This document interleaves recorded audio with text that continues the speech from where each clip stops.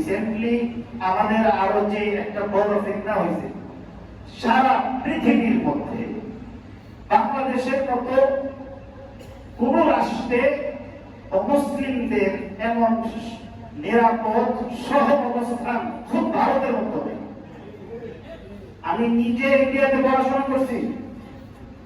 ভারতের মধ্যে হিন্দুরা এতটা নিরাপদ না, বাংলাদেশের মধ্যে হিন্দুরা যতটা নিরাপদ। আমাদের এই ভদ্রতা, এই ভালোবাসাকে কেন্দ্র করে একজন মুসলমান ব্যক্তিকে নির্মমভাবে আদালতের প্রাঙ্গণে তাকে জবাই করে হত্যা করবে, বাংলাদেশের মুসলমান নীরব বসে থাকবে, এটা কখনো হতে পারে না।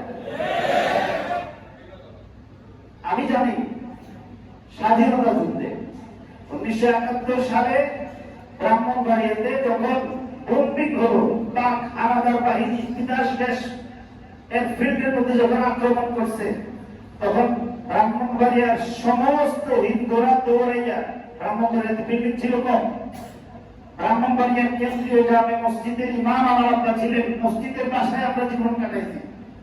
এই মসজিদের বাসার মধ্যে এবং মসজিদের মধ্যে হিন্দুরা চলে আসছে দৌড়ায়।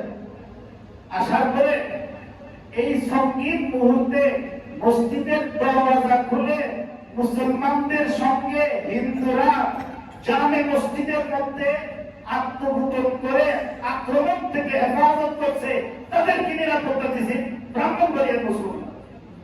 এটা শুধু ব্রাহ্মণবাড়িয়া না, সারা বাংলাদেশের চিত্র। আমি ব্রাহ্মণবাড়িয়ার কথা বলছি, সারা বাংলাদেশের চিত্র। সেখানে তো কোনো মারামারি হয় না।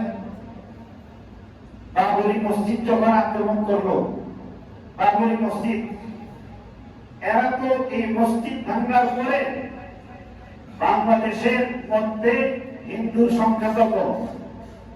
সারা বাংলাদেশের মিল্লা হিন্দু ৭৬ লক্ষ হয়, 8% কম, 8% কম।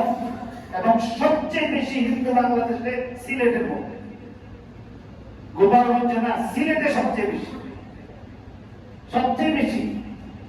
বাংলাদেশের মুসলমান যদি হিন্দুদেরকে ভালোবেসে তাদেরকে যদি প্রতিবেশীর মর্যাদা দিয়ে থাকার জায়গা না দিত, বাংলাদেশের মানুষ পেশাব করে দিলে 8% হিন্দু বাচ্চা দিত।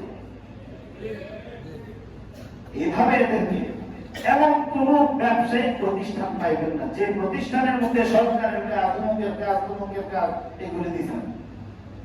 এভাবে এদেরকে দেওয়া রাখছে।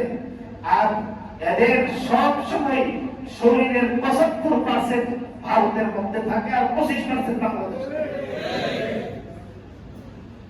আর বলতেছে এটা আপনারা যদি চালায় বলবেন। এইভাবে ইসকন নামের এই সংগঠন বাংলাদেশের মধ্যে সাম্প্রদায়িক সম্প্রীতি নষ্ট করে আমাদের হাজার বছরের ঐতিহ্য নষ্ট করতে চাইতেছে। এবং এদের এজেন্ডা হলো এই বাংলাদেশের যেখানে 90% চেয়ে বেশি মুসলমান আছে, এখানের মধ্যে একটা রাম রাজ্য কায়েম করে আজানের ধ্বনির পরিবর্তে এরা শ্রীরামের ধ্বনি দিতে পায়তারা করতেছে এবং ভারতের র এজেন্ট হিসেবে কাজ করতেছে। এই যে বৈষম্য বিরোধী আন্দোলনের মধ্যে হেলমেট পরে যে ছেলেগুলি গুলি করছে নিরীহ ছাত্র জনতাকে, এদের বড় একটা অংশ ইসকনের দালাল।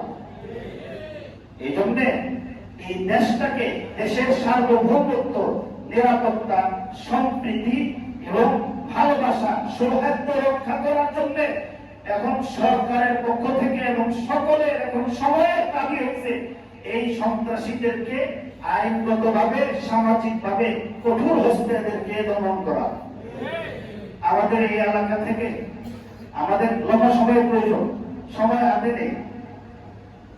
মুসলমান মারা গেছে, আমি চিৎকার করব, আমার ভাইকে সে হত্যা করেছে, আমি প্রতিবাদ করবো। এটা সাম্প্রদায়িক সম্প্রীতি নষ্ট হয়। সে যখন জবাই করে প্রকাশ্যে নরহত্যা করে, তখন সাম্প্রদায়িক সম্প্রীতি নষ্ট হয় না।